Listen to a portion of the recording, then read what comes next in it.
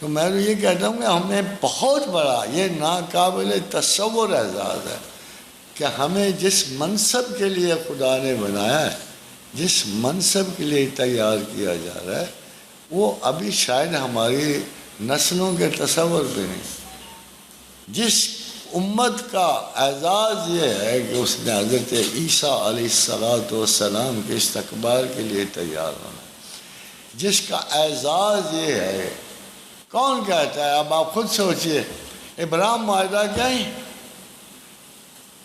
اگر دنیا اتنی احمق ہے کہ اس کو یہ بھی نہیں بتائے کہ ابراہیم اکارڈ کیا ہے۔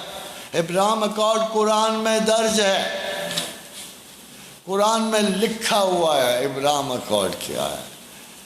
قرآن کہتا ہے تم میں سے تمام وہ لوگ جو خدا واحد پہ یقین رکھتے ہیں، ملتا ابیکم ابراہیم۔ قرآن کہتا ہے تم جو موحد ہو، جو خدا واحد کو مانتے ہو، تم جو مونوتھیسٹ ہو، تم ابراہیم کی اولاد ہو۔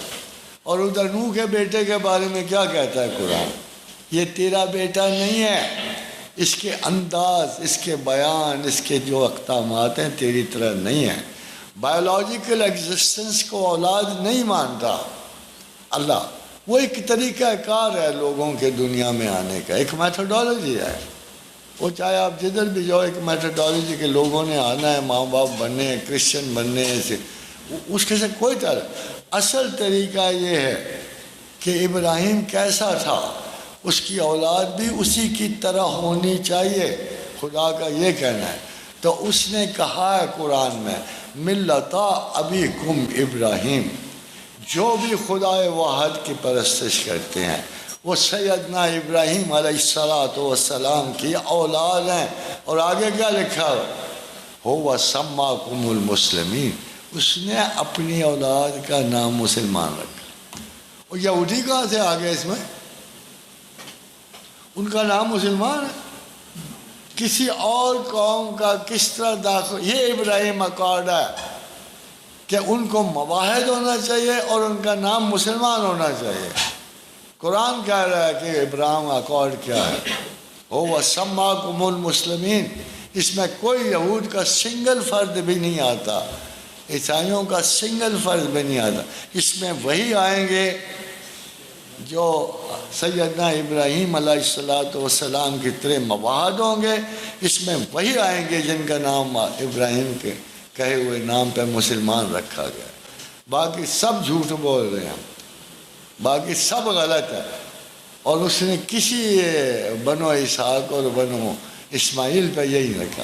حضرت اسماعیل تو جب تک جیتے تھے اپنی قوم میں گھس ہی نہیں سکتے تھے، وہ تو ہمیشہ باہر رہے، صحراؤں کے باسی رہے، جنگلوں میں رہے، شکار پہ رہے، وہ تو بیچارے گھسے ہی نہیں، نہ ان کو کوئی یہودی قبول کرتے تھے۔ اب کہاں سے اتنی محبت پیدا ہوگی دادے پوتروں میں؟ دیکھو کیا فنی سی چیز ہے۔ اس لیے کہ اس چیز کو خدا نے کسی قابل نہیں لکھا۔ وہ نوح کے بیٹے کو کہا تو یہ تمہارا بیٹا نہیں ہے، اس کی تو عادات و خصائل ہی نہیں تمہاری طرح، یہ تمہارا بیٹا نہیں ہے۔ ایک طرف بیٹے کو ڈسکارڈ کر رہا ہے ایز اے چائلڈ، اور دوسری طرف مواحد، ہر مواحد کو اولاد ابراہیم لکھ رہے ہیں۔ اور قائد اعظم کیا سچی سوچ رکھتا کہ جس کو چاہو مانو، اسرائیل کو نہ مانو۔ اب اگر ساری کوشش کی جائے، یہ کون ہے؟ دجال نہیں تو اور کون ہے جو پوری مڈل ایسٹ کو حکم دے رہا ہے سارے کے سارے اسرائیل کو مان لو، نہیں تو مجھے ٹیکس دو، مجھے ٹیکس۔ یہ کس کو سینس آئے گی؟ کیا ان کو عقل نہیں آتی؟ مگر سب اپنے اقتدار کی چھوٹے چھوٹے بت بنا کے بیٹھے ہیں۔ یہ سب مسئلہ اگلے زمانہ ہمیں نظر آ رہا ہے، ان کو نظر آئے نہ آئے۔ بہت بڑے جنگ کے میدان سجنے والے ہیں، بہت بڑی تباہیاں آنے والی ہیں۔ And finally the decision lies with God, Almighty Allah۔ ہاں، جس کا خدا پہ اعتبار ناقص ہے اس کے لیے سارے مسائل ٹھیک ہے۔ مذہب ایک سٹرگل ہے خدا کو جاننے کی، جتنا زیادہ جاننے کی کوشش کرو گے اتنا تمہیں خدا سمجھ آئے گا. جتنی کوشش اس کی قربت کی کرو گے آپ کو دنیا بھی بہتر سمجھ آنے شروع ہو جائے گا. How can a Muslim accept super powers around it? وہ مرنا جائے غیرت سے، کیونکہ اس کے اللہ سے بھی بڑا کوئی طاقتور اسے نظر آئے.